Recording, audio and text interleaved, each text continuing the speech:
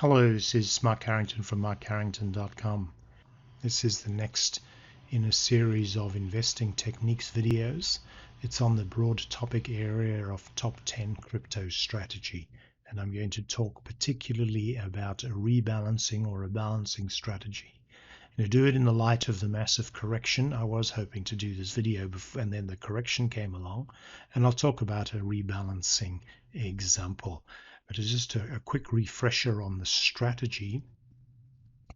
The strategy, I call it the top 10 strategy. Basically what I do is that I do not know which is going to be the best performing coin, so I pick a portfolio of 10 coins, and one can pick those in any way you choose, hold roughly equal balances in each of the coins, and then progress or rebalance them periodically. So if I was to construct the top 10 as of today, which is May 21st, 2021, I would, and I do have some rules, I would be putting in here Bitcoin, Ethereum, and the rules are no stable coins, so no tether. Binance coin, especially if you're trading on Binance, leave it out if you're not trading on Binance. Cardano, I've left out Ripple. I would leave out Ripple now, or XRP, because of the legal suit that it's facing in the United States. Rather wait until that's settled. As it happens, I do have it in my portfolio. Dogecoin, I just think is just a hyped up junk coin, so I would not be putting that on the list. Polkadot, Internet Computer, which I actually put in this week. It's only just come into the top 10. I leave out derivatives or forks of Bitcoin and Ethereum, so I'd leave out Bitcoin Cash. Next would be Uniswap. USD coin is a stable coin, so that's not in. Litecoin, Chainlink, and Solana, and that makes the top 10. One just out of the top 10 is Stellar. So I've written that list up. The top 10, Bitcoin, Ethereum, BNB, ADA, DOT, ICP, Uni, LTC, Link, Solana. If you are not able to buy BNB, then you dump that one and put the next one in, which would be Stellar. So that would be a portfolio constructed at the moment. My starting point is that I tend to have slightly lower holdings of Bitcoin and Ethereum, and then spread the rest equally, say 40% of a portfolio in Bitcoin and Ethereum, and then equal size holdings of all of the rest. Now I'm going to talk about rebalancing, because I started doing this in November of 2020. So if we go across to, this is Binance here, as you can see, so I have an account at Binance. I have my accounts spread across multiple exchanges in case, just to make sure that I'm somewhat protected from hacking risk, so that not all my eggs are in one basket. So you can see here's the portfolio, Ethereum and Bitcoin. They're appreciably larger because I've held these for quite a long time before I constructed this portfolio. And the Binance coin is also appreciably larger, and the reason these three are larger is I use these three coins as my reference currencies on Binance. So I do not look at things relative to US dollar. I look at them relative to Ethereum, Bitcoin, or Binance, because that's how I can actually trade them. ICP I put in this week. AAVE, this holding is actually got a little bit larger because I bought it some time back and then have recently added it in when it reached the top 10. And we'll run down the list, and you can see that there are a reasonable number of coins. And when I started this, the rough amount I had was $200 US, so that's about 250 Australian dollars. And so as we roll down here, we can see that these Australian dollar balances are clustered around the $500 mark. These are in ascending or descending sequence. They're clustered around the $500 mark. So the rebalancing process I would go through is just equalize these by maybe selling the one that's a bit further ahead, this one here for example, and slotting it into the ones that are a little bit behind, provided they are still in the top 10. So we have here, here's a candidate, which is Litecoin. It's only at $164, so that is worthy of topping up in this portfolio by adding in another 340 Australian dollars worth. And the question is where do I get that from? So I can either get them from selling Ethereum or Bitcoin or Binance Coin and deploying that into Litecoin, or I can sell one of these, some of these that are overweight, so ICP, and so reduce it by $200 and slot that into Litecoin. So that's the broad principle of rebalancing, is to keep the components somewhat consistent in size. And in the process of doing that, what you're doing is that you are banking your winners.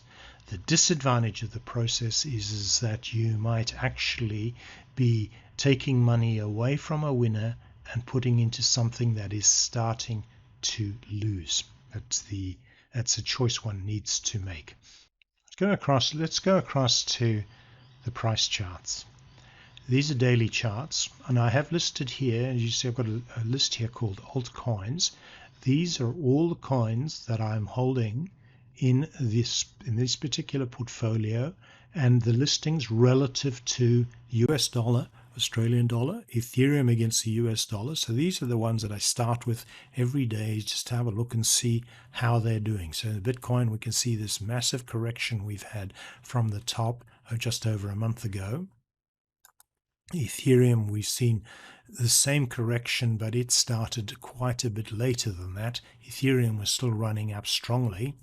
And the part of that rebalancing process that I like to do is when you see something that has made a massive move like this, so 1400 to 2800, there's 100% there.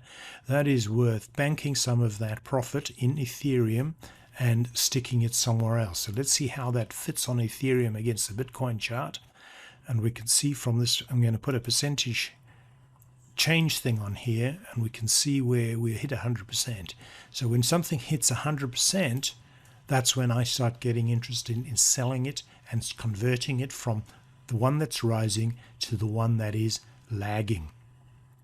And you don't always time these right. It would be much more exciting to have timed it somewhere near the top last week and converted your very profitable Ethereum into the laggard at the time, Bitcoin.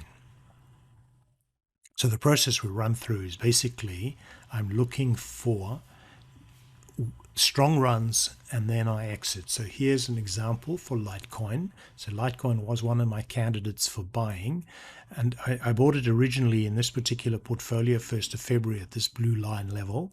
I sold it here because I saw the strong run. Let's just see what that profit level was. It was only a 21% profit, but I just saw the strong run here and I wanted to jump on to get it into Bitcoin. And we see another exit up here. And the smarter exit would have been along up here. The question is, do I really want to buy at this level here, given that I was happy to exit at a level that was higher than that and a level that was lower than that? So that's the decision process that I will be going through. And basically what I do is I run through this list every day and decide whether these things are looking a bit toppy. This is Ripple. This is a process of exiting because I don't like that court case. EOS dot. And these charts all look remarkably the same. I'm going to go and pick one that I was debating this last week whether I should sell. This last week, this is AAVE, which is used to be a coin called Lend. This is when I bought it in this portfolio here, so the 18th of April, and we can see that percentage change from there to the top.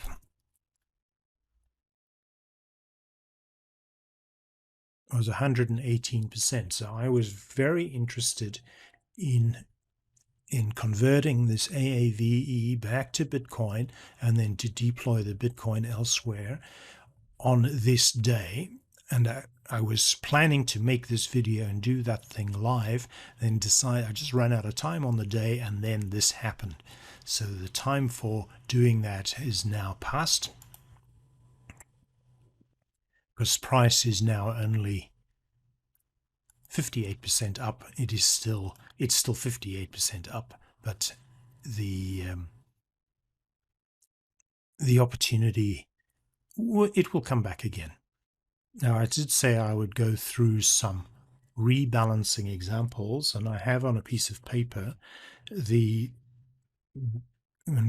basically what I've done here is that I went down this list here and I just said which ones of these I want to get back up to $500. So I've got them roughly equal in size. So the ones that I went on, and given when you have a very big move like this, it's hard to find reversals or identify reversals on a daily chart. So the first thing I did is I switched to, and I did this last evening, I switched to a 4-hour chart, and we'll go and say the ones that I chose to do was XLM, which is a coin called Stellar, and what I was seeing is that I was seeing this reversal here, and I saw a new high here. This is on a 4-hour chart, and I put my order in then, and it was executed. So that one shows that I didn't get it right as things stand right now. But that was the basic principle: is I'm looking for, ignore the spike, I'm looking for a reversal, and then price to make a higher high to take out the previous high, and then enter. So that was XLM. And we'll go across to VeChain. I did that VET I did against Ethereum. And so we'll see the same principle. You can see price has drifted down, done this big fall, and made the reversal, made a higher high. And so as it cleared that high there, I put the order in, and I'm looking for it to go up this way, not yet working the way that was planned. And then the last one I did was XEM, and I did that against Bitcoin.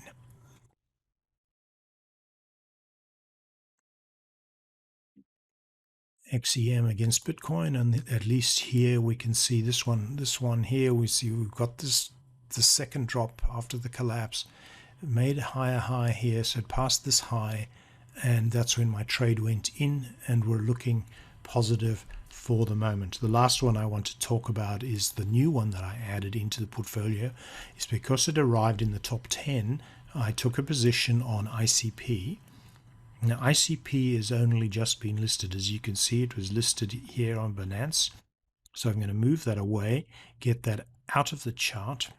So you'll see the process that I've run down here is that I just decided to buy this one, irrespective of what the price situation was, because it was a new coin in the top 10. It actually dipped down below my entry point and then spiked up high, and is now trading above my entry point. That's why the balance is looking higher than my $500 benchmark. So that really covers the concept of rebalancing.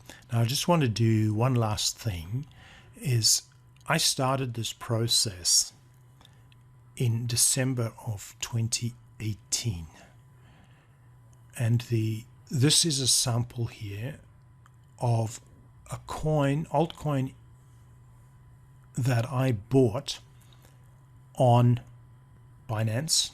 You could see the coins are Litecoin, Cardano, Dash, NEM, Monero, Neo, Stellar Lumen, and Enigma. So 9 of those were in the top 10. Now these are altcoins, so it does not include Bitcoin or Ethereum. And the important part here is that this portfolio, let's just make this bigger so we can see it.